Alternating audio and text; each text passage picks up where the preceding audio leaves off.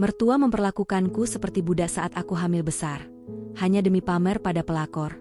Dan suamiku hanya tertawa melihatku tersiksa. Mereka tak sadar, rumah mewah ini, mobil-mobil mewah yang mereka pakai, semua milikku. Kini ku lempar mereka seperti sampah hina hingga mengemis di kakiku. Yuk, absen dulu di kolom komentar. Sobat kisah berasal dari kota mana saja? Jangan lupa tekan like dan subscribe, ya. Dukungan kalian sangat berarti agar channel ini terus berkembang dan bisa menyajikan cerita yang lebih seru. Terima kasih.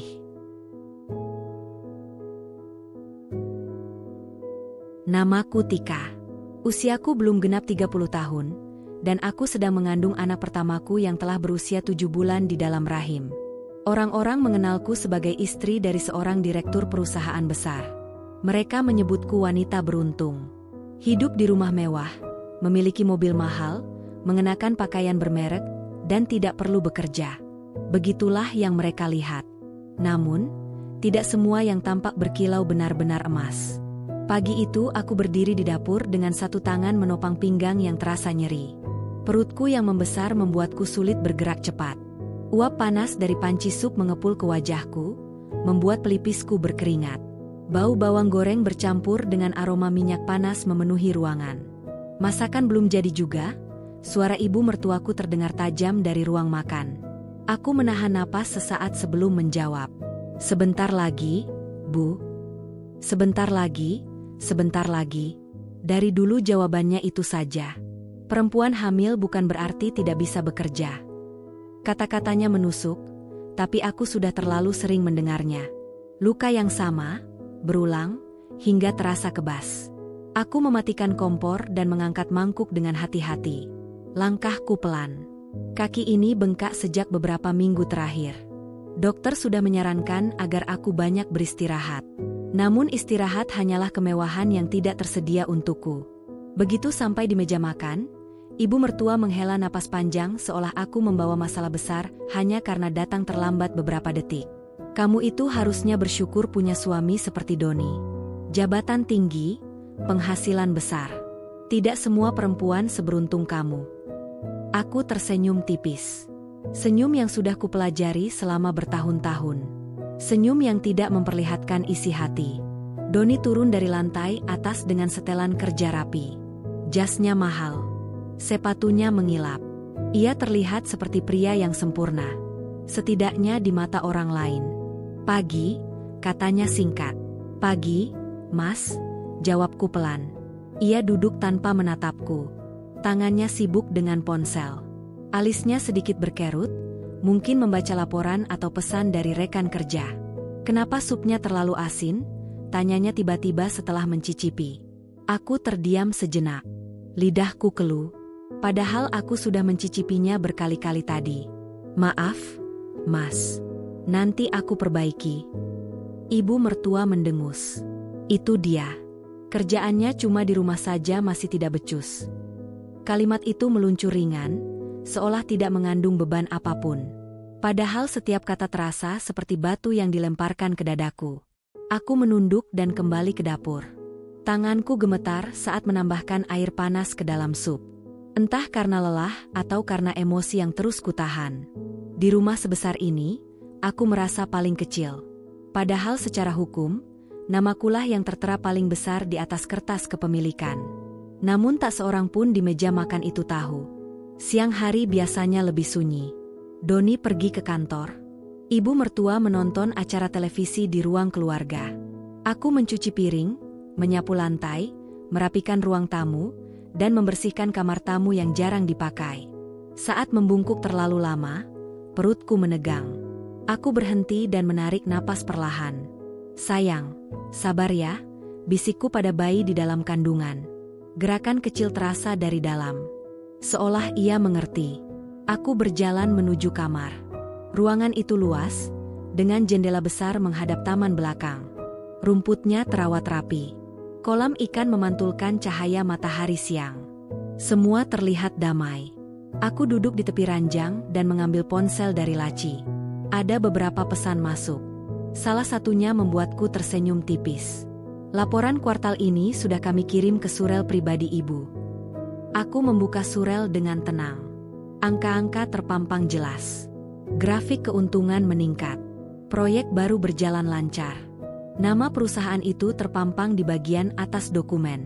Semua keputusan besar yang terjadi di sana tidak pernah lepas dari persetujuanku. Aku membaca dengan saksama, memberi catatan kecil, lalu mengetik balasan singkat dan tegas. Bahasa yang kugunakan berbeda dari cara bicaraku di rumah ini.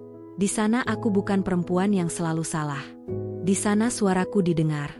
Pintu kamar tiba-tiba terbuka tanpa ketukan.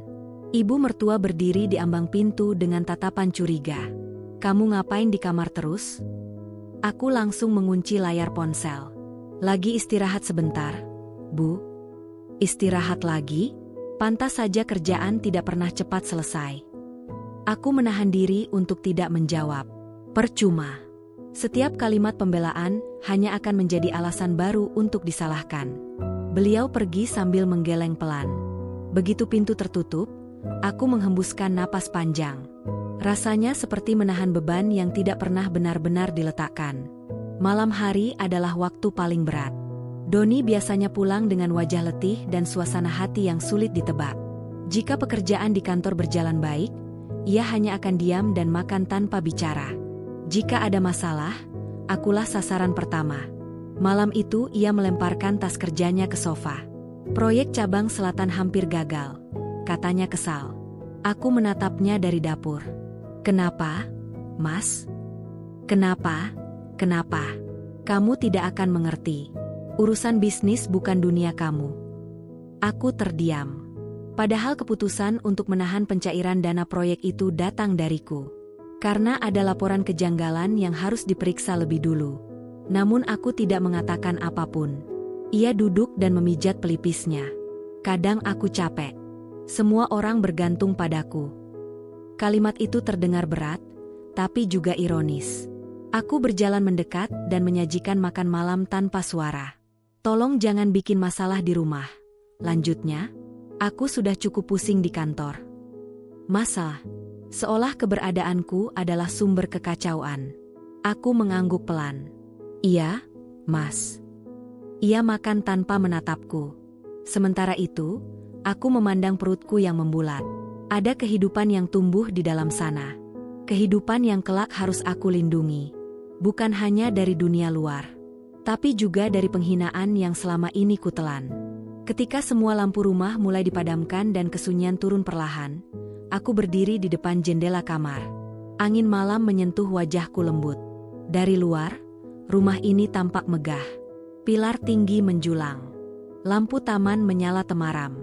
Semua terlihat seperti lambang keberhasilan seorang pria. Namun hanya aku yang tahu bagaimana semua itu bermula. Ponselku bergetar pelan. Nama yang muncul membuat sorot mataku berubah. Aku mengangkat panggilan itu dan berbicara dengan suara rendah. "Ya." Suara di seberang terdengar penuh hormat. "Selamat malam, Ibu Direktur Utama. Semua persiapan sudah sesuai arahan. Apakah ada instruksi tambahan?" Aku memejamkan mata sesaat. Lelahku seakan menguap berganti ketegasan.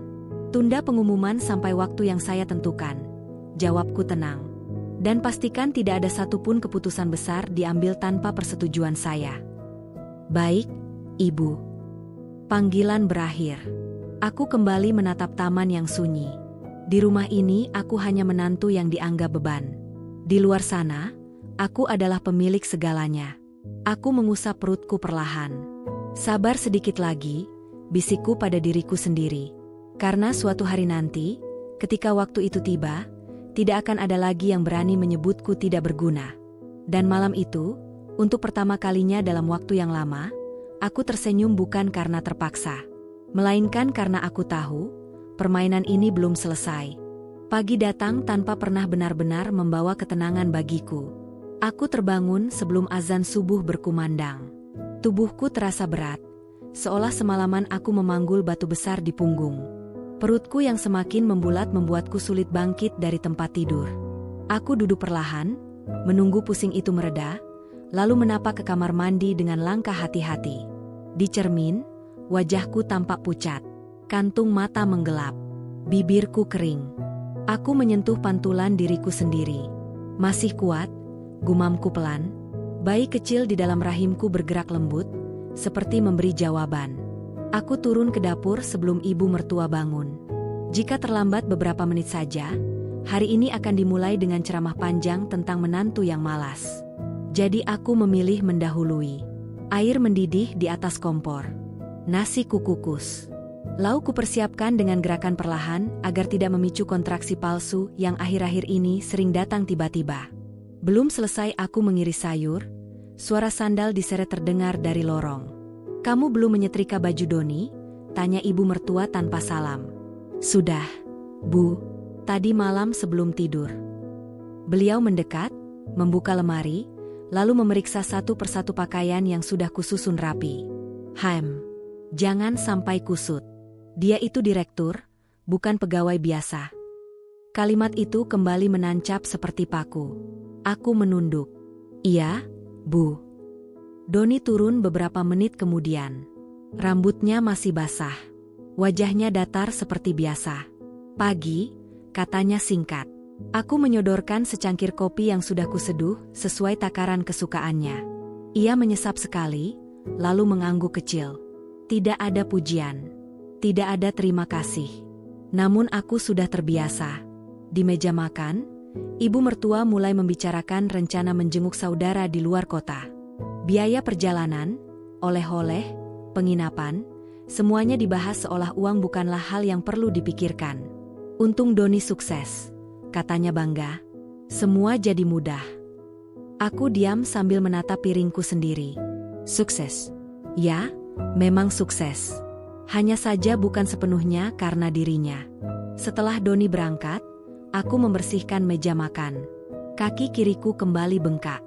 Aku duduk sebentar di kursi dapur, mengangkat kaki agar aliran darah lebih lancar. Ponselku bergetar pelan. Satu pesan masuk dari nomor yang kusimpan tanpa nama. "Rapat dengan investor luar negeri ingin dimajukan. Menunggu persetujuan Anda." Aku menatap layar cukup lama. Investor luar negeri itu tertarik sejak beberapa bulan lalu. Aku yang membuka jalur komunikasi. Aku yang menyusun proposal. Doni hanya menerima hasil jadi dan duduk sebagai wajah perusahaan. Aku mengetik balasan singkat. Tunda 2 minggu. Pastikan laporan audit selesai dulu. Tak lama kemudian, ponsel berdering. Aku segera bangkit dan masuk ke kamar agar tidak terdengar. "Laporan audit menemukan apa?" tanyaku langsung begitu panggilan tersambung. "Ada transaksi mencurigakan, Bu," jawab suara pria di seberang dengan nada profesional. "Diduga ada pihak internal yang mencoba memindahkan dana proyek." Dadaku mengencang. Siapa yang menyetujui transaksi itu? Hanya ada tanda tangan direktur. Direktur? Artinya Doni. Aku memejamkan mata. Bukan karena terkejut. Lebih karena kecewa. Bekukan transaksi itu. Jangan beritahu siapapun sampai saya perintahkan. Baik, Ibu Direktur Utama. Panggilan berakhir. Aku berdiri di tengah kamar, memandangi dinding kosong. Jadi ini penyebab proyek cabang selatan hampir gagal. Doni mencoba mengambil langkah sendiri. Tanpa persetujuanku. Tanpa sepengetahuanku. Aku mengelus perutku yang tiba-tiba terasa tegang. "Tenang," bisikku. Namun di dalam dada, sesuatu mulai retak. Siang hari terasa lebih panas dari biasanya. Ibu mertua mengeluh karena pendingin ruangan kurang dingin. Ia memintaku memanggil teknisi. "Apa gunanya punya rumah besar kalau tidak nyaman?" keluhnya. Aku menghubungi layanan perawatan seperti yang diminta. Semua biaya, tentu saja, akan dibebankan pada rekening yang atas namaku.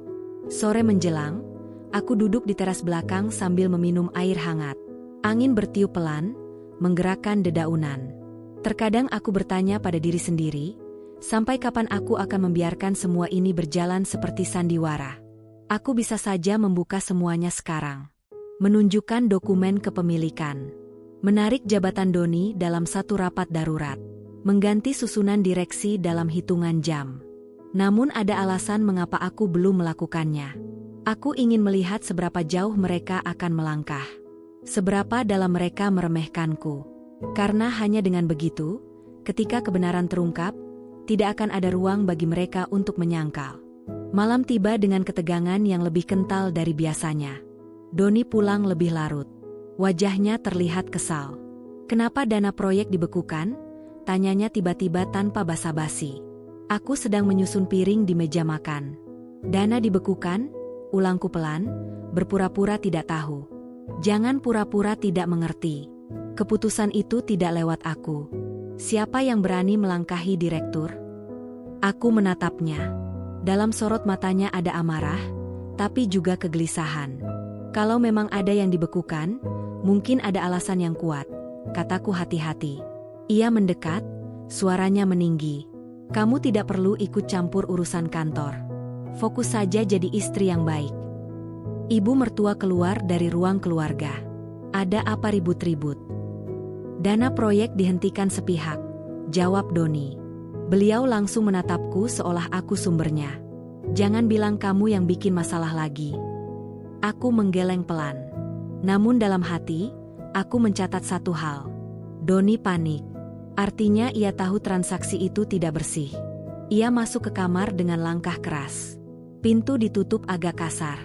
Aku berdiri sendirian di ruang makan. Lampu gantung di atas meja berpendar lembut, kontras dengan suasana hatiku yang semakin gelap. Malam semakin larut. Aku duduk di tepi ranjang ketika Doni akhirnya berbicara lagi, kali ini dengan suara lebih rendah. "Perusahaan ini bergantung padaku." Aku menoleh perlahan. "Benarkah?" tanyaku lembut. Ia tidak menjawab, hanya menatap langit-langit. "Kadang aku merasa semua orang meragukanku," lanjutnya. Aku memandang wajahnya. Untuk pertama kalinya, aku melihat ketakutan kecil di sana. Namun ketakutan itu bukan karena takut kehilangan aku, melainkan takut kehilangan kekuasaan. "Mas," ucapku pelan, "kalau memang ada kesalahan, lebih baik diperbaiki sekarang sebelum terlambat." Ia menoleh cepat. "Kamu bicara seperti tahu semuanya." Aku tersenyum samar. Kadang yang diam bukan berarti tidak tahu. Ia terdiam. Suasana hening menggantung di antara kami. Setelah ia tertidur, aku kembali berdiri di depan jendela. Lampu taman menyala redup. Ponselku kembali bergetar.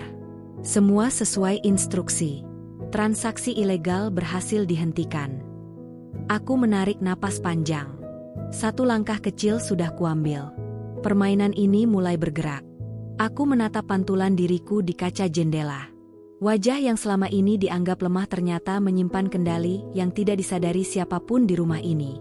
"Mama akan memastikan masa depanmu aman," bisikku pada bayi di dalam kandungan. Gerakan kecil terasa lagi. Di luar kamar, rumah ini masih berdiri megah dengan dinding tinggi dan gerbang kokoh. Namun fondasi kepercayaan di dalamnya mulai retak. Dan untuk pertama kalinya, aku tidak lagi hanya bertahan. Aku mulai mengatur langkah. Undangan acara keluarga besar itu datang 3 hari kemudian. Bukan dalam bentuk kartu resmi, melainkan pengumuman sepihak dari ibu mertua saat sarapan. "Hari Minggu kita kumpul di rumah ini. Saudara dari luar kota datang. Jangan bikin malu keluarga," katanya sambil mengaduk teh. Aku mengangguk pelan. "Siapkan semuanya yang layak. Jangan sampai terlihat seperti rumah tanpa pengurus," lanjutnya, menekankan kata terakhir. "Rumah tanpa pengurus." Aku menunduk agar senyum tipisku tidak terlihat. Rumah ini memang tidak punya pengurus. Karena pemiliknya terlalu sibuk berpura-pura menjadi menantu tak berdaya. Sejak pagi buta di hari yang ditentukan, aku sudah berdiri di dapur. Kue-kue tersusun rapi. Hidangan utama sedang dipanaskan. Meja panjang di ruang makan dihias taplak baru. Perutku terasa semakin berat. Bayi di dalam rahimku bergerak lebih aktif. Mungkin karena aku terlalu lelah. "Jangan dulu lahir sekarang," gumamku pelan sambil mengelus perut. Ibu mertua mondar-mandir memeriksa setiap sudut. Vas bunga itu miring sedikit. "Kamu tidak teliti."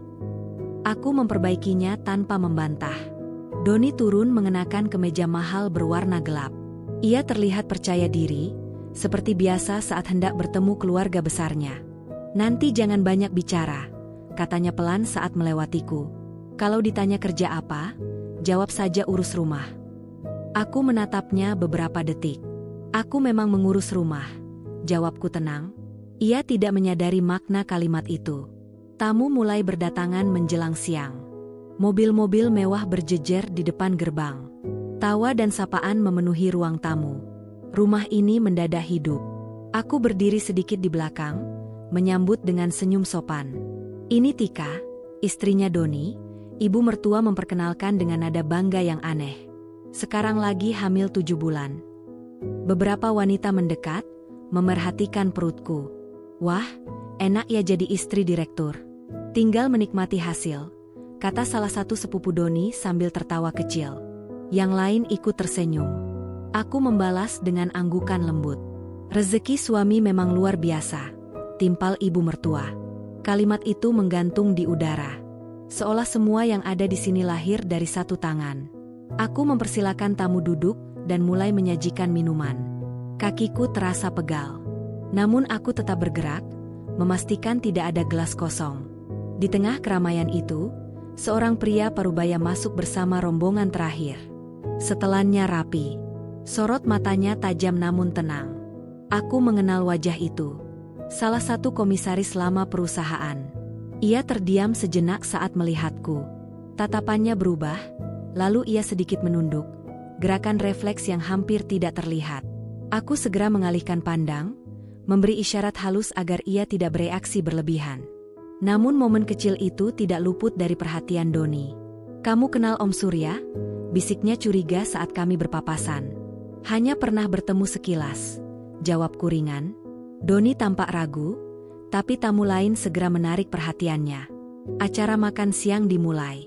Semua duduk di meja panjang. Aku berdiri, memastikan hidangan cukup. "Doni sekarang memimpin cabang utama," kata seorang paman dengan bangga. "Hebat sekali di usia muda." Ibu mertua tersenyum lebar. "Dia memang pekerja keras sejak kecil." Doni tersenyum rendah hati. Aku tetap berdiri. "Tika tidak bekerja?" tanya seorang bibi tiba-tiba. Suasana sedikit hening. Ibu mertua menjawab lebih dulu. "Perempuan itu sebaiknya fokus keluarga. Apalagi sudah mau jadi ibu." Beberapa orang mengangguk setuju. Aku menatap piring di tanganku. "Aku membantu seperlunya," jawabku singkat. "Bantu apa?" "Belanja," celetuk sepupu lain, disambut tawa kecil. Doni tidak menegur. Ia justru ikut tersenyum tipis, seolah candaan itu wajar. Aku menarik napas perlahan. Di ujung meja, Om Surya memperhatikanku dalam diam. Wajahnya menyimpan banyak pertanyaan. Setelah makan, para pria berkumpul di ruang tengah membicarakan bisnis. Para wanita pindah ke ruang keluarga. Aku hendak membereskan meja ketika pusing mendadak menyerang. Pandanganku berkunang-kunang. Tanganku hampir terlepas dari piring yang kubawa. Seseorang sigap memegang lenganku. "Apa ibu baik-baik saja?" Suara itu pelan, penuh hormat. Aku menoleh. Salah satu manajer senior perusahaan berdiri di belakangku. Ia datang bersama Om Surya. "Aku baik," jawabku cepat, menjaga nada tetap biasa. Namun sebelum aku bisa melangkah, ibu mertua sudah bersuara. "Hati-hati dong. Jangan sampai menjatuhkan barang." Aku mengangguk pelan. Manajer itu melepaskan tangannya dengan canggung. Ia sadar posisinya tidak boleh mencurigakan. Namun tatapan hormatnya tadi sempat tertangkap beberapa pasang mata.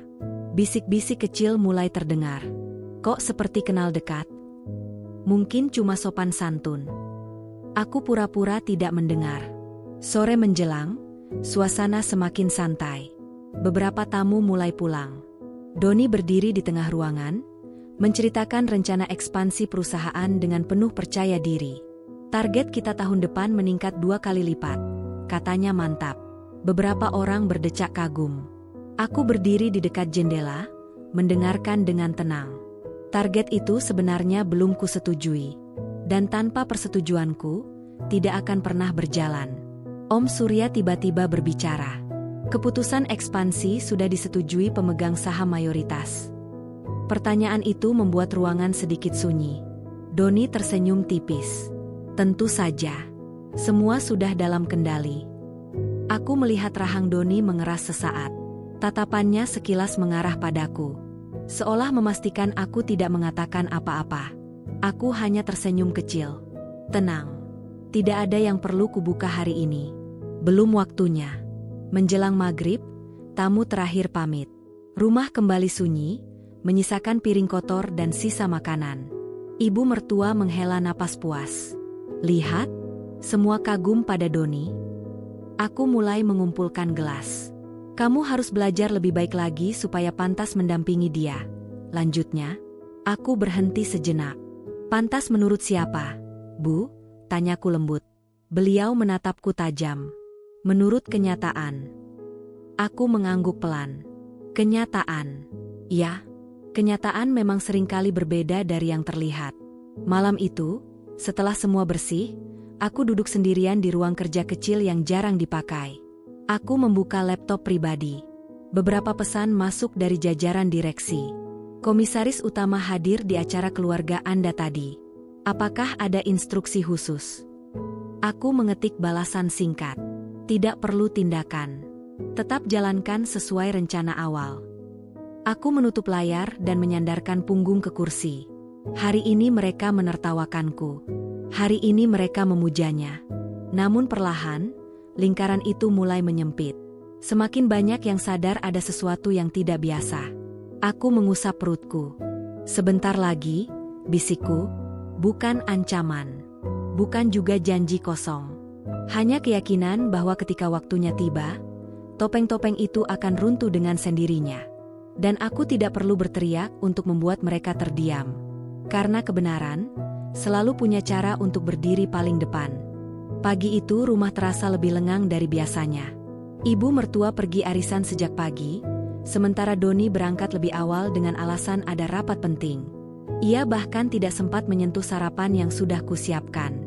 Hanya kopi yang diteguk setengah, lalu ditinggalkan begitu saja di atas meja. Aku berdiri memandangi cangkir itu cukup lama. Ada jejak bibirnya di sana, samar namun jelas. Seperti jejak sikapnya akhir-akhir ini, setengah hati, terburu-buru, penuh kegelisahan. Sejak transaksi proyek dibekukan, ia terlihat lebih mudah tersulut emosi. Ia tidak tahu siapa yang menghentikannya, tetapi ia merasakan ada tangan tak terlihat yang mengawasi. Dan memang ada. Tanganku. Setelah memastikan seluruh pekerjaan rumah selesai, aku melangkah menuju ruangan yang jarang disentuh siapapun selain Doni. Ruang kerja itu terletak di lantai bawah, di sisi timur rumah. Pintu kayunya tebal dengan gagang berwarna keemasan. Biasanya terkunci saat ia pergi. Namun hari ini, entah karena terburu-buru atau terlalu percaya diri, kunci itu tidak diputar sempurna. Aku mendorongnya perlahan. Ruangan itu beraroma kayu dan kertas. Rak tinggi berisi map-map tebal berjajar rapi. Meja besar di tengah ruangan dipenuhi dokumen dan laptop kerja. Aku melangkah masuk, menutup pintu dengan hati-hati. Perutku terasa sedikit menegang, mungkin karena terlalu lama berdiri. Aku duduk perlahan di kursi empuk di belakang meja. Kursi yang selama ini dianggap sebagai simbol kekuasaan Doni. Tanganku menyentuh permukaan meja yang dingin. Lucu rasanya. Ia duduk di sini setiap malam, merasa sebagai pemilik kendali, padahal semua batas wewenangnya ditentukan olehku. Aku membuka laci pertama. Isinya dokumen proyek cabang selatan. Aku membaca cepat, memastikan transaksi mencurigakan itu benar-benar sudah dibekukan. Ada tanda tangan Doni di lembar persetujuan awal. Jumlahnya tidak kecil. Jika dana itu benar-benar berpindah, perusahaan bisa mengalami kerugian besar. Aku menghela napas pelan. Kenapa, Mas? Bisikku lirih. Apakah ia serakah? Atau tertekan oleh ambisi yang terlalu besar? Aku tidak tahu. Namun yang jelas, langkahnya mulai keluar jalur. Laci kedua terkunci. Aku tersenyum tipis.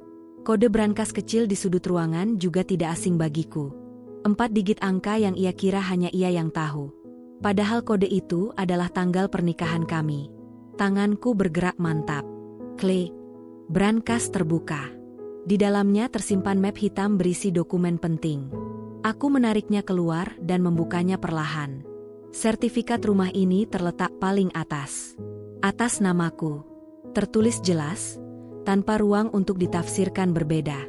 Di bawahnya ada dokumen kepemilikan saham mayoritas perusahaan. Persentasenya cukup untuk menentukan seluruh arah kebijakan. Aku menelusuri tanda tangan di lembar paling akhir. Tanda tanganku. Bertahun lalu, sebelum aku dan Doni menikah, perusahaan itu kubangun dari nol bersama tim kecil yang percaya pada visiku. Saat mulai berkembang pesat, aku memutuskan mundur dari sorotan. Aku lelah menghadapi dunia bisnis yang kejam terhadap perempuan muda. Aku ingin kehidupan yang lebih tenang. Dan saat itu, Doni hadir. Ia cerdas, ambisius, dan penuh semangat. Aku melihat potensi. Aku menawarkan posisi direktur, dengan perjanjian tertutup yang hanya diketahui oleh pengacara dan komisaris utama. Ia setuju. Namun seiring waktu, ambisi itu tumbuh terlalu besar. Ia mulai merasa posisi itu benar-benar miliknya. Dan mungkin, ia lupa siapa yang memberikannya. Ponselku bergetar di atas meja. Nama pengacara perusahaan muncul di layar. Ada perkembangan baru, Bu, suaranya terdengar serius. Apalagi? Tanyaku pelan. Kami menemukan indikasi bahwa direktur mencoba membuka rekening baru atas nama pihak ketiga. Aku menutup mata sejenak. Seperti mendengar kepingan kaca jatuh satu persatu. Tujuannya? Diduga untuk memindahkan sebagian keuntungan proyek berikutnya. Hening beberapa detik. Aku menatap kembali sertifikat rumah di tanganku. Rumah ini, perusahaan ini, semua kubangun dengan kerja keras dan air mata. Aku tidak akan membiarkan siapapun menggerogotinya dari dalam. Pantau terus, ucapku tegas. Jangan ambil tindakan sampai saya perintahkan. Saya ingin melihat sampai di mana ia berani melangkah. Baik, Ibu Direktur Utama. Panggilan terputus. Aku menyimpan kembali dokumen ke dalam brankas dan menutupnya rapat. Langkahku pelan saat keluar dari ruangan itu. Tidak ada kemarahan yang meledak. Hanya kesadaran bahwa badai sedang terbentuk. Siang hari Doni pulang lebih cepat dari biasanya. Aku sedang duduk di ruang tengah ketika pintu terbuka keras. "Kamu masuk ruang kerjaku?" tanyanya tiba-tiba. Aku mengangkat wajah perlahan. "Kenapa tanya begitu?" Dokumen di mejaku berubah posisi. Nada suaranya tidak lagi sekadar curiga. Ada ketegangan nyata di sana. "Aku membersihkan sedikit tadi pagi," jawabku tenang, mungkin tanpa sengaja bergeser. Ia menatapku tajam. "Jangan masuk ke sana tanpa izin." Aku berdiri perlahan. Perutku membuat gerakan itu terlihat lebih berat, namun tatapanku tidak goyah. "Rumah ini juga rumahku." Ia terdiam sesaat.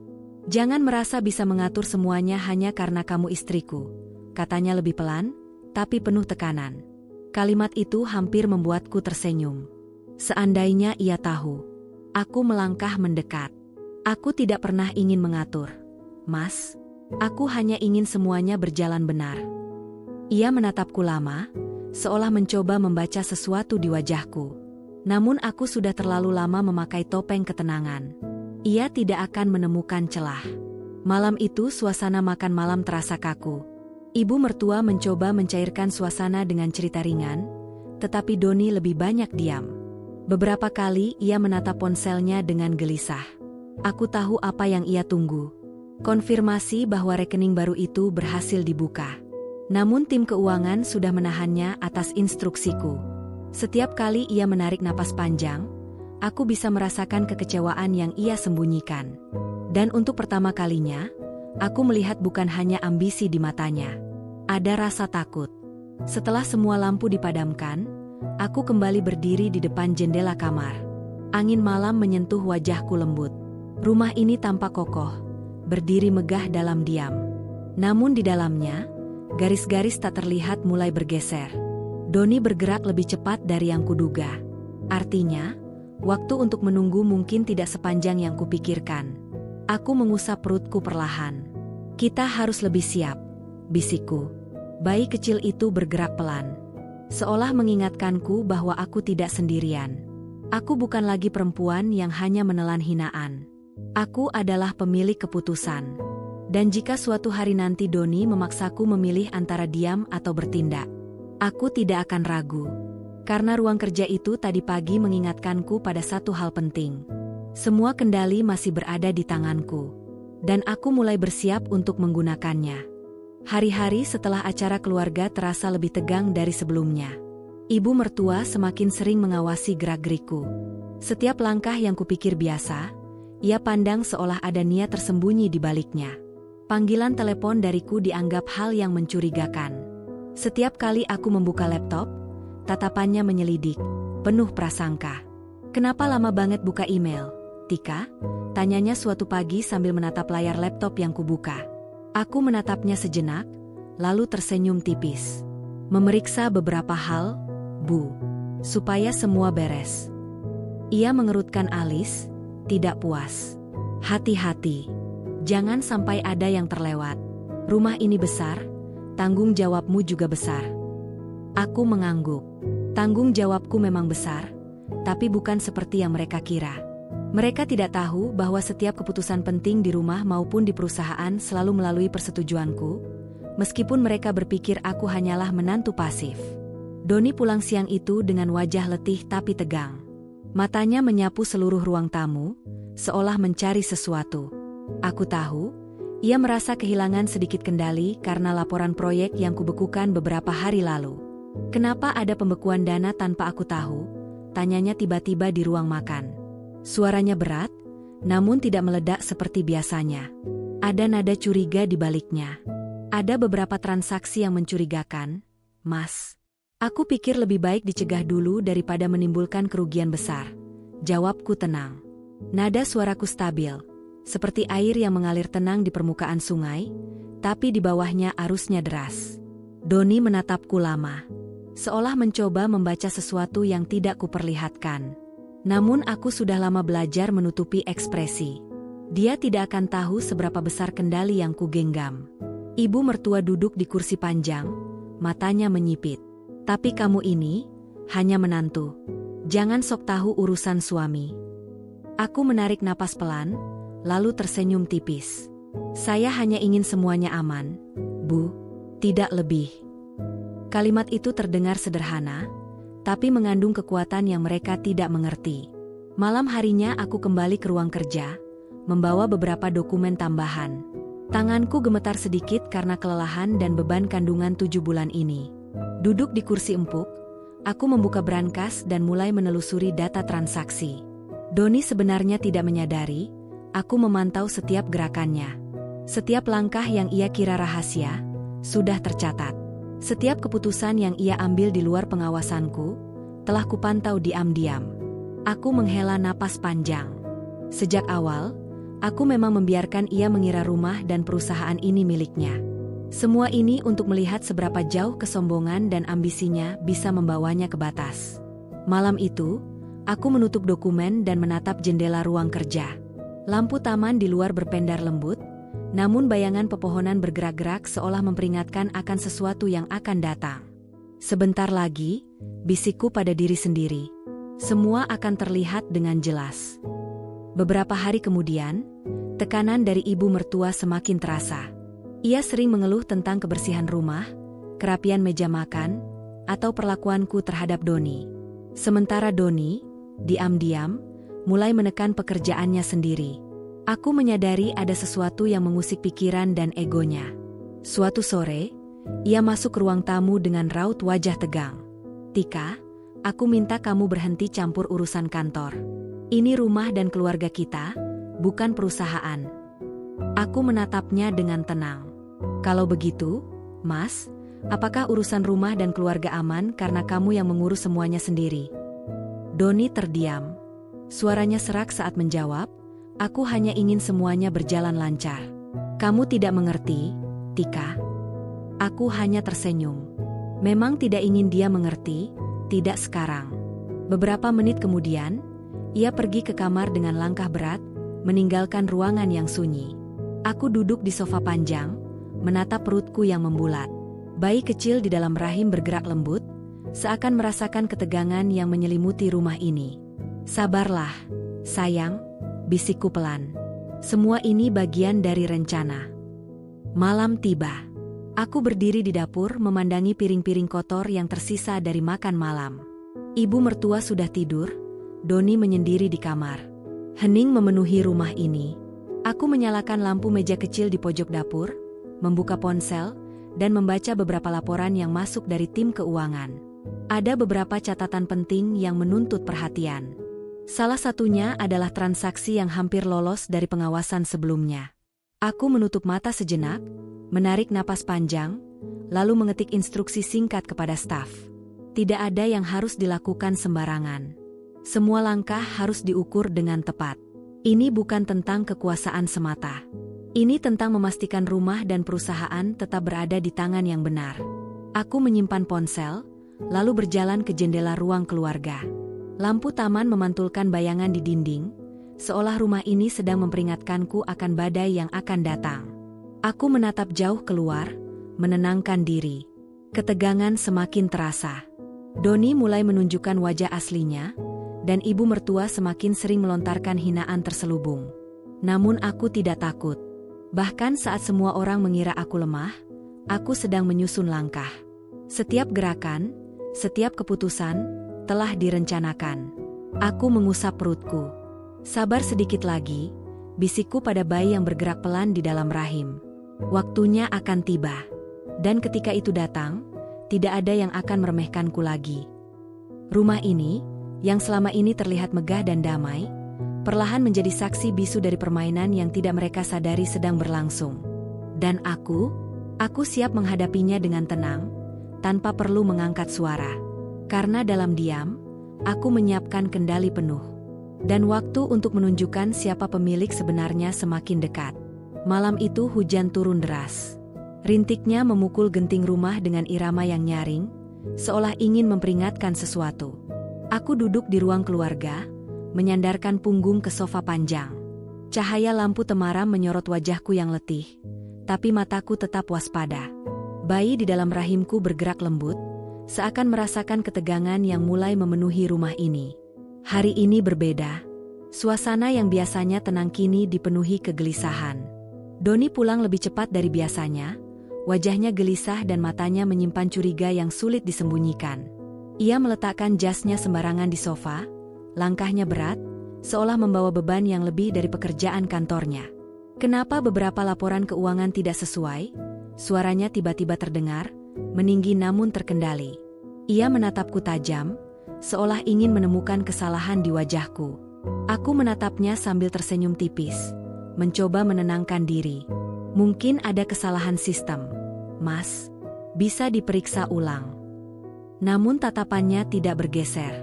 Tidak mungkin, Tika. Aku merasa ada yang mencoba mengambil alih sebagian keputusan tanpa aku ketahui.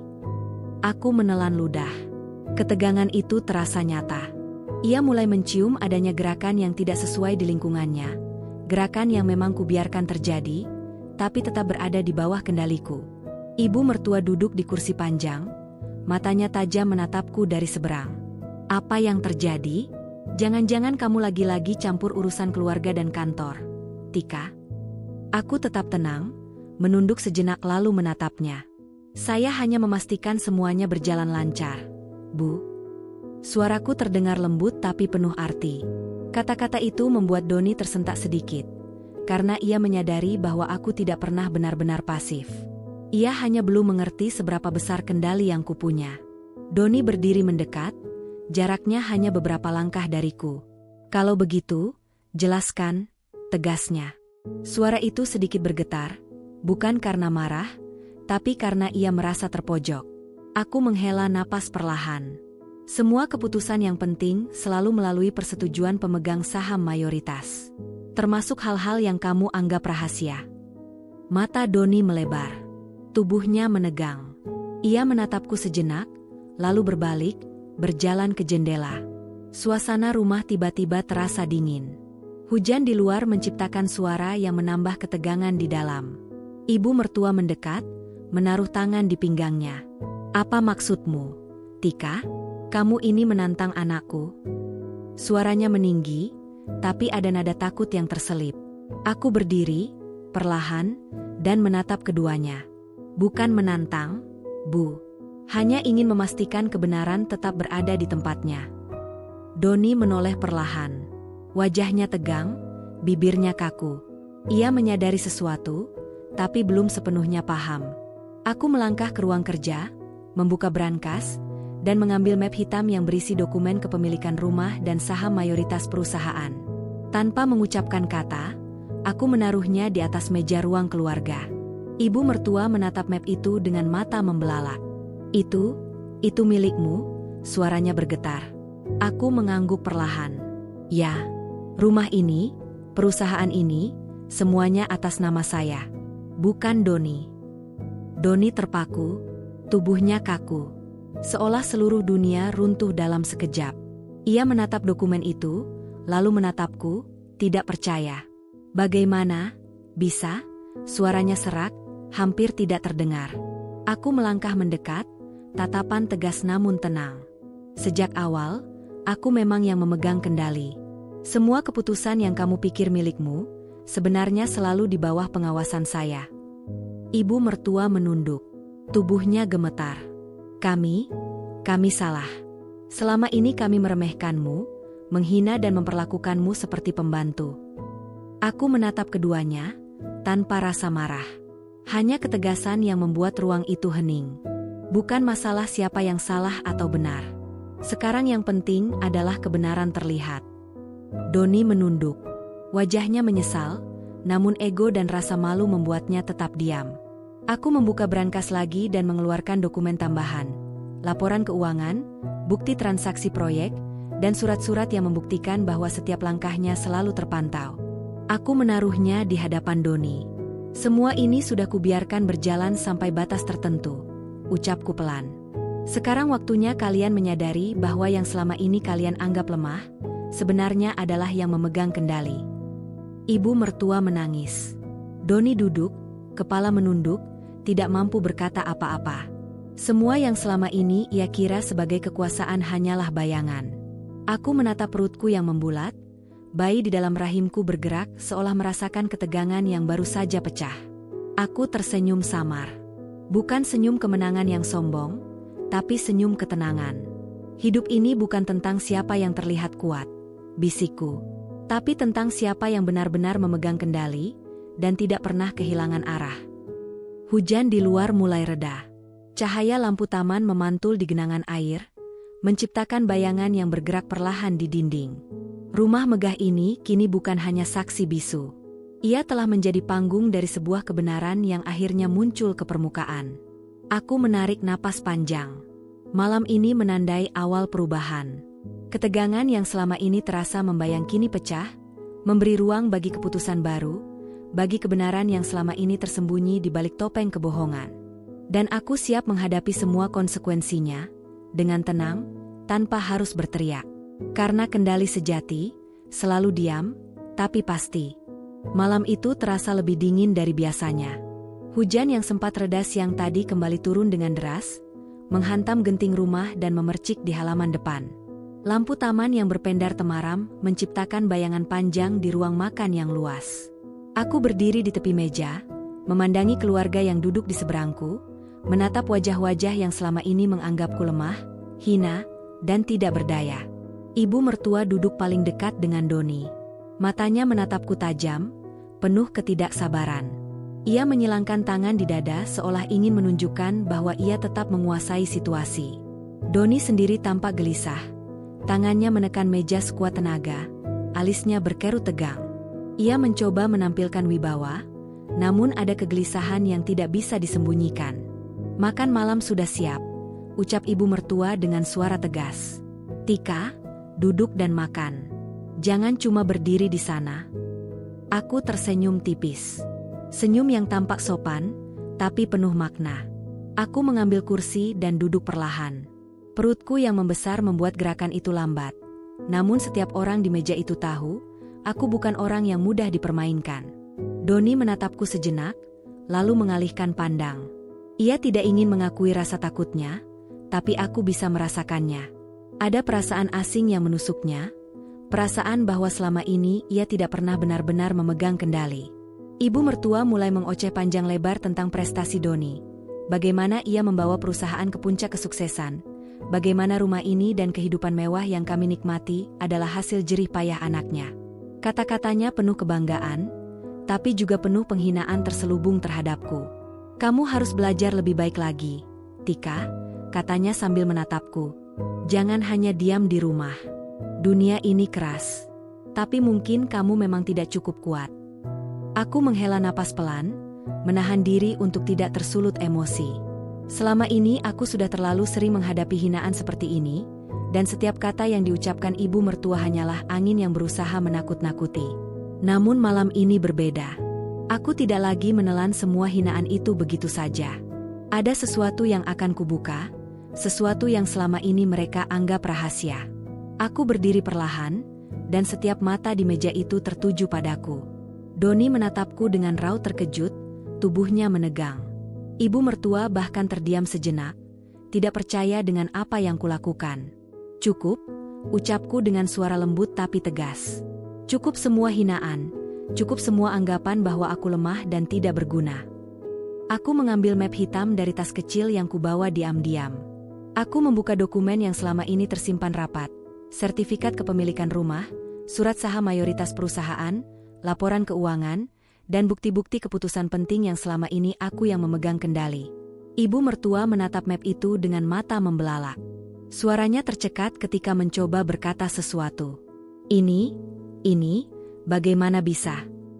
Doni menatapku, wajahnya berubah dari gelisah menjadi kaget dan takut. Tika, ini, maksudmu, katanya serak, tak mampu menyelesaikan kalimatnya. Aku melangkah perlahan ke tengah ruang makan, map itu kubentangkan di atas meja. Semua dokumen terlihat jelas. Sejak awal, aku yang memegang kendali. Rumah ini, perusahaan ini, bukan milikmu, Mas, kataku sambil menatap langsung ke matanya. Dan bukan hanya rumah atau perusahaan. Semua keputusan besar yang kamu kira milikmu, selalu berada di bawah pengawasan dan persetujuanku. Doni terdiam. Bibirnya bergetar, namun ia tidak mengeluarkan sepatah kata pun. Ego yang selama ini menguasainya hancur perlahan. Ia menyadari bahwa selama ini ia hanyalah pion yang kukendalikan untuk menjaga rahasia dan kenyamanan rumah tangga kami. Ibu mertua menangis. Tubuhnya gemetar, tangannya menutupi wajah, seolah malu karena selama ini ia telah meremehkanku. Kami salah. Selama ini, suaranya pecah, tak sanggup menahan rasa bersalah. Kami menghina dan memperlakukanmu seperti pembantu, padahal. Aku menatap keduanya dengan ketenangan penuh. Tidak ada kemarahan, tidak ada dendam. Hanya ketegasan dan keberanian yang telah lama kukumpulkan. Ini bukan soal siapa yang salah atau benar. Ini soal kebenaran yang akhirnya muncul. Dan sekarang, kalian harus mengakuinya.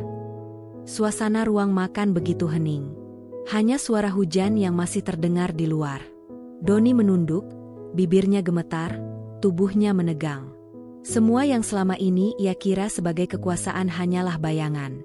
Ia mulai menyadari bahwa selama ini aku yang memegang kendali, bukan dia. Aku menaruh tangan di perutku. Bayi di dalam rahimku bergerak lembut, seakan merasakan ketegangan yang baru saja pecah. Aku tersenyum samar. Senyum kemenangan yang tenang, bukan sombong. Mulai sekarang, lanjutku pelan, tidak ada lagi yang boleh meremehkan atau memperlakukanku seolah aku lemah. Rumah ini, keluarga ini, dan perusahaan ini akan tetap berada di tempat yang benar. Ibu mertua menangis lebih keras, Doni masih terdiam, dan aku berdiri tegak. Malam itu menandai awal perubahan besar. Lingkaran kekuasaan yang selama ini mereka kira milik mereka telah pecah. Dan aku tahu, dari sini, langkah berikutnya akan menentukan bukan hanya masa depan rumah dan perusahaan, tetapi juga martabatku, yang selama ini diabaikan, kini kembali dengan penuh harga diri. Aku menatap lampu taman yang berpendar di luar jendela. Rumah megah ini kini menjadi saksi bahwa diamku selama ini bukan kelemahan. Diamku adalah strategi.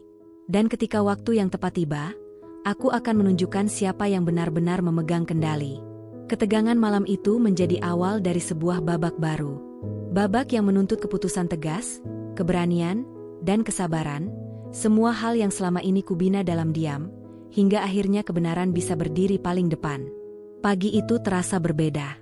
Matahari muncul dari balik awan tebal, namun sinarnya seolah lebih redup, menciptakan suasana yang tegang di seluruh rumah. Aku berdiri di ruang keluarga, menatap pemandangan dari jendela besar. Hujan semalam meninggalkan jejak air di halaman dan genangan di taman. Namun yang paling basah bukan hanya lantai rumah, melainkan rasa malu dan kepanikan yang perlahan menyelimuti Doni dan ibu mertua. Doni duduk di sofa panjang, wajahnya pucat dan matanya lelah. Ia tampak mencoba menyusun kata-kata untuk membela diri. Namun setiap kali bibirnya bergerak, kalimat yang keluar hanyalah suara serak yang tidak meyakinkan. Aku duduk berhadapan dengannya, perutku menonjol di depan, tanda bayi kecil yang akan segera hadir. Gerakan halus dari dalam rahim seakan menjadi pengingat bahwa aku tidak lagi sendirian. Ada kekuatan baru yang mendampingiku, sesuatu yang membuat keberanianku lebih tegas. "Ibu," ucap ibu mertua dengan suara yang masih bergetar. Kami salah. Selama ini kami menilai Tika seolah dia tidak berguna." Aku menatapnya dengan tenang. Tidak ada kemarahan, hanya ketegasan yang diam-diam menyelimuti setiap kata yang keluar dari mulutku. "Ini bukan soal siapa yang salah, Bu. Ini tentang siapa yang berani menghadapi kebenaran dan mempertahankan yang benar." Doni menunduk, tangannya menekuk di pangkuan. Aku tidak menyadari," suaranya serak. "Selama ini aku terlalu percaya diri, terlalu arogan. Aku mengangkat tangan, menahan. Tidak perlu pembenaran. Yang penting sekarang adalah memperbaiki arah dan menyadari peran masing-masing. Jangan lagi ada yang berpikir bisa menyingkirkan aku, karena aku bukan lagi perempuan yang hanya menelan hinaan." Ia mengangguk perlahan, seperti orang yang baru sadar bahwa fondasi yang selama ini ia pegang ternyata hanyalah pasir. Rasa takut dan penyesalan mulai terlihat di wajahnya, sebuah rasa yang selama ini tidak pernah ia rasakan karena terlalu percaya diri. Aku berdiri, melangkah perlahan ke meja di sudut ruangan, membuka map hitam berisi dokumen kepemilikan rumah, saham mayoritas perusahaan, dan laporan keuangan yang selama ini kubiarkan ia kira milik sendiri. Aku menyebarkan dokumen itu di meja. Setiap lembar terlihat jelas, tidak ada ruang untuk kebohongan atau manipulasi. Ibu mertua menatap dokumen itu, tangan gemetar. Ini nyata?" Suaranya hampir tidak terdengar. Aku mengangguk. "Ya, semua ini nyata. Rumah ini, perusahaan ini, dan semua keputusan besar selalu berada di tanganku. Doni hanyalah wajah yang kubiarkan mengurus jalannya saja. Tapi kebenaran selalu ada di belakang layar." Doni menatapku, bibirnya gemetar, matanya menatap dokumen satu persatu. Ia terdiam, tubuhnya kaku, seolah seluruh dunia runtuh di hadapannya. Aku tahu, saat ini ego dan ambisinya yang selama ini menguasai, kini sirna. Ia sadar, selama ini ia hanyalah pion dalam permainan yang kutata rapi. Aku berjalan ke sofa, duduk perlahan, dan menatap keduanya. "Sekarang kalian tahu, aku bukan lagi menantu yang harus dihina, bukan lagi istri yang harus disalahkan. Aku adalah pemilik yang sesungguhnya, dan siapapun yang meremehkanku akan melihat dampaknya." Ibu mertua menangis. Kami salah. Kami menghina dan meremehkanmu, kami terlalu bodoh selama ini." Aku menatapnya, tenang tapi tegas. Yang penting sekarang bukan menyesal, tapi belajar untuk menghargai dan bertindak dengan benar. Doni akhirnya berbicara, suaranya rendah dan tersendat. Aku mengerti sekarang. Aku menyerahkan semua keputusan penting ke tanganmu. Aku tidak akan lagi mencoba mengontrol yang bukan milikku." Aku tersenyum samar. Senyum yang penuh kemenangan, tapi bukan kemenangan yang sombong. Senyum yang tenang, karena semua rencana yang selama ini kubangun kini mulai membuahkan hasil. Aku menaruh tangan di perutku, bayi di dalam rahim bergerak lembut. Seolah merasakan ketegangan yang baru saja pecah, dan ikut merasakan kemenangan yang damai itu. "Mulai sekarang," kataku, suara lembut tapi tegas, "tidak ada lagi yang akan meremehkan aku. Rumah ini, keluarga ini, dan perusahaan ini, semuanya akan tetap berada di tempat yang benar. Dan aku akan memastikan itu, dengan penuh ketegasan dan keberanian." Hujan di luar perlahan reda. Lampu taman memantul di genangan air, bayangan pepohonan bergerak pelan di dinding. Rumah megah ini bukan lagi saksi bisu dari permainan kebohongan dan kesombongan. Rumah ini kini menjadi panggung kebenaran yang akhirnya muncul ke permukaan. Aku menarik napas panjang, menatap wajah Doni dan ibu mertua. Malam panjang yang penuh ketegangan telah berakhir. Dan aku tahu, dari sini, babak baru kehidupan kami akan dimulai. Babak di mana aku tidak lagi takut, tidak lagi merendahkan diri, dan siap menunjukkan siapa yang benar-benar memegang kendali. Bayi di dalam rahimku bergerak lagi, lembut namun tegas. Seolah mengingatkanku bahwa kekuatan baru kini ikut berdiri di sampingku. Dan aku tersenyum, tenang, karena aku tahu, tidak ada lagi yang bisa meremehkanku. Semua kini jelas, aku bukan lagi perempuan yang lemah. Aku adalah wanita yang kuat, yang mandiri, dan yang akan selalu memegang kendali, apapun yang terjadi. Pagi itu, sinar matahari menembus tirai tipis kamar dengan lembut, namun di dalam hatiku, ada energi baru yang lebih kuat daripada cahaya luar. Aku duduk di tepi ranjang, menatap perutku yang semakin membulat. Bayi di dalam rahim bergerak halus, seperti memberi dorongan semangat yang tak terlihat, menyadarkanku bahwa kekuatan yang kubangun selama ini bukan hanya untuk diriku, tapi juga untuk masa depan kecil yang akan segera hadir. Doni duduk di seberang kamar, wajahnya muram. Ia menatap lantai, tangannya menekuk lutut. Diamnya kini bukan karena sombong atau arogan, tapi karena ia menyadari kedalaman kesalahan dan kekeliruannya sendiri. Malam kemarin telah membuka matanya. Ia bukan lagi direktur yang serba benar. Ia hanyalah manusia yang harus belajar menghormati dan menerima kebenaran. Aku tersenyum tipis, lalu berbicara pelan. Mas, kita mulai dari awal. Semua keputusan sekarang jelas. Tidak ada lagi yang bermain-main di belakang layar. Doni menunduk, suaranya serak. Aku mengerti, Tika. Aku akan mengikuti arahanmu. Aku mengangguk. Tidak ada kata lain yang perlu diucapkan. Kata-kata hanya membuang waktu, tindakan yang berbicara. Hari itu aku turun ke ruang kerja lebih awal. Ruangan itu sekarang terasa berbeda. Bukan lagi medan ketakutan atau sandiwara ego. Semua dokumen disusun rapi, dan tim keuangan menungguku dengan penuh hormat. Aku memeriksa laporan transaksi terbaru, menandatangani beberapa dokumen penting, dan memberi arahan dengan tenang tapi tegas. Seorang manajer senior menatapku dengan kagum. Bu, keputusan Anda selalu tepat. Kami belum pernah melihat perempuan yang bisa memimpin seefektif ini. Aku tersenyum samar, menatap layar laptop yang menampilkan grafik keuntungan dan kerugian. Kepemimpinan bukan soal siapa yang terlihat hebat, tapi tentang siapa yang tahu keputusan mana yang benar dan berani menanggung konsekuensinya. Jawabku. Hari itu rasanya ringan, meski lelah menumpuk. Aku merasakan perubahan besar dalam dinamika rumah tangga dan perusahaan. Doni mulai membantu tanpa menguasai, ibu mertua menurunkan nada meremehkan, dan seluruh tim mulai mengikuti ritme yang baru. Rumah megah ini akhirnya menjadi tempat yang adil, bukan panggung sandiwara ego. Siang menjelang, aku memutuskan untuk pergi ke taman belakang. Hujan semalam meninggalkan aroma tanah basah yang segar. Aku berdiri di dekat kolam kecil, menatap permukaan air yang memantulkan bayangan pohon dan cahaya matahari. Bayangan itu seperti cermin dari perubahan yang mulai terlihat. Tenang, jelas, dan tidak bisa dibohongi. Doni mendekat perlahan, langkahnya ringan namun hati-hati.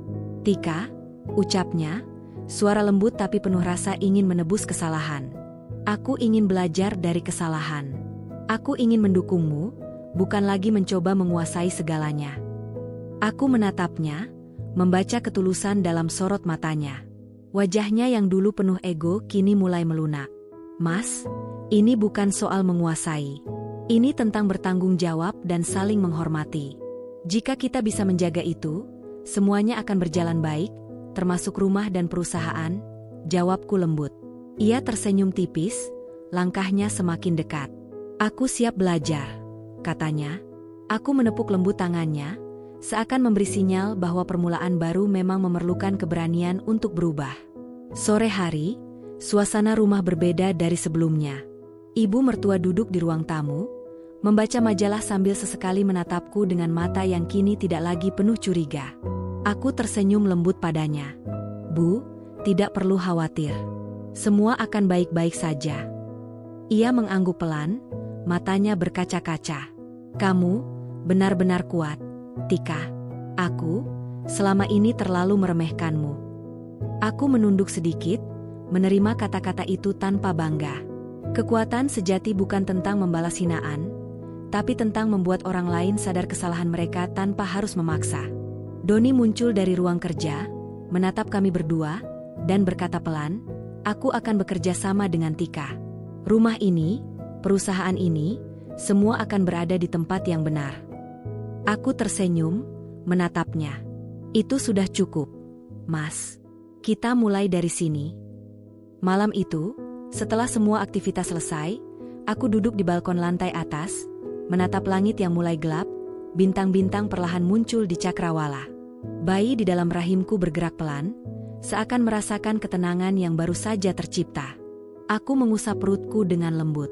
"Sabar sedikit lagi, sayang. Kita sudah melewati badai terberat. Sekarang waktunya membangun masa depan, bukan lagi bertahan dalam ketakutan."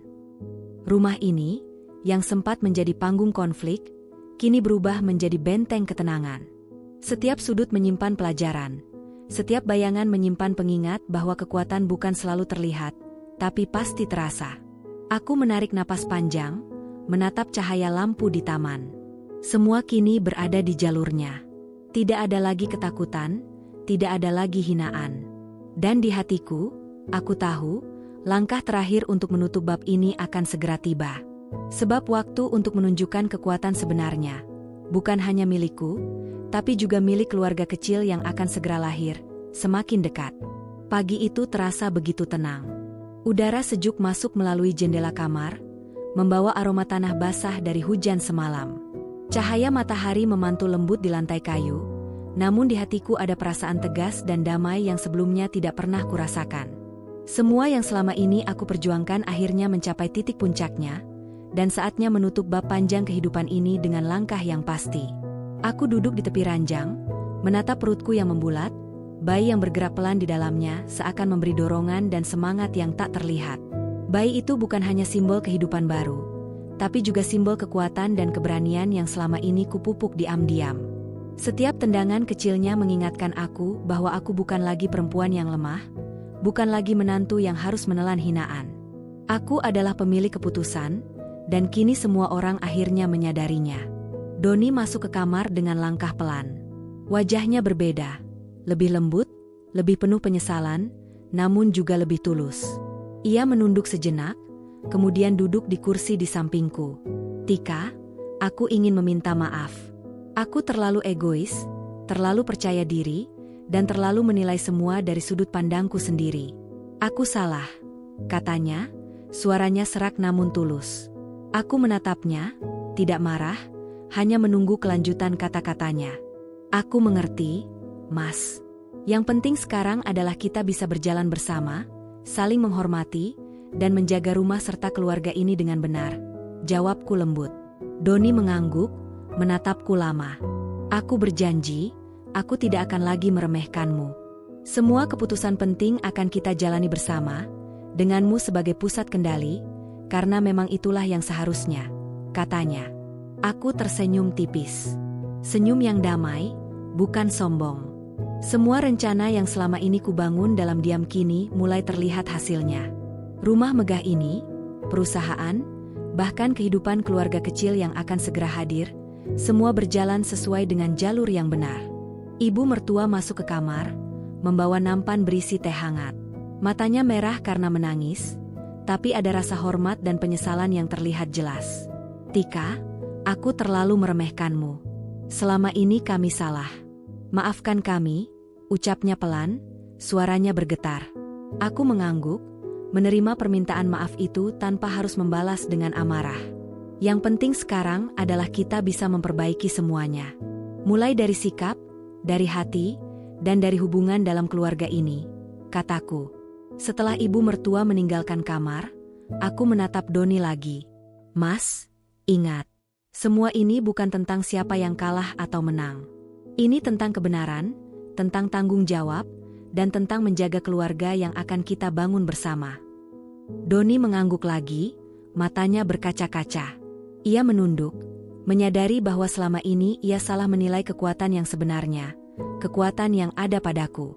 Ia bukan lagi direktur boneka, tapi seorang suami yang belajar memahami siapa istrinya yang sesungguhnya. Siang menjelang, aku turun ke ruang tengah.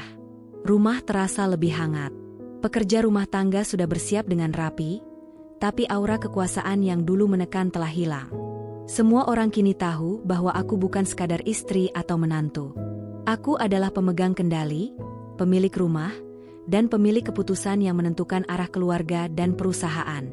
Doni berdiri di sampingku, menatapku dengan tatapan yang penuh kekaguman dan pengakuan. Aku akan selalu mendukungmu, Tika. Tidak ada lagi yang akan membuatmu merasa lemah, ucapnya, suara penuh keyakinan. Aku tersenyum, menepuk lembut tangannya. Terima kasih, Mas. Ini bukan hanya tentang aku, tapi tentang kita, keluarga kita, dan masa depan yang akan kita bangun bersama. Sore hari, aku duduk di balkon lantai atas, menatap langit yang mulai gelap, bintang-bintang perlahan muncul di cakrawala. Bayi di dalam rahim bergerak lembut, seakan merasakan ketenangan yang baru saja tercipta. Rumah ini, yang sempat menjadi medan konflik dan sandiwara ego, kini menjadi tempat damai, saksi bisu dari kemenangan kebenaran dan keberanian. Aku menarik napas panjang. Semua badai telah lewat, semua ketegangan telah pecah, dan semua topeng yang selama ini menutupi kebenaran kini telah runtuh. Aku menatap cahaya lampu taman yang berpendar di genangan air, bayangan pepohonan yang bergerak pelan di dinding. Rumah ini bukan lagi saksi bisu konflik dan hinaan, melainkan simbol dari kekuatan, ketegasan, dan keberanian yang lahir dari seorang perempuan yang berani berdiri tegak. Aku menepuk lembut perutku, bayi di dalam rahim bergerak lagi. Sabar sedikit lagi, sayang. Kita sudah melewati semua badai. Sekarang waktunya membangun kehidupan yang damai, kuat, dan penuh cinta, bisikku. Dan aku tersenyum, tenang. Karena aku tahu, tidak ada lagi yang bisa meremehkan aku. Aku bukan lagi istri yang hanya menelan hinaan, bukan lagi menantu yang dianggap lemah. Aku adalah wanita kuat, mandiri, pemilik kendali sejati, yang akan menjaga rumah, keluarga, dan masa depan kecil yang akan segera hadir dengan penuh keyakinan. Rumah megah ini kini berdiri sebagai saksi, bahwa kebenaran selalu menang, keberanian selalu dihargai, dan perempuan yang tahu apa yang dia inginkan, akan selalu mampu berdiri paling depan. Dan aku, Tika, siap menjalani hidup baru ini, dengan kepala tegak, hati tenang, dan kekuatan yang tidak bisa lagi diremehkan.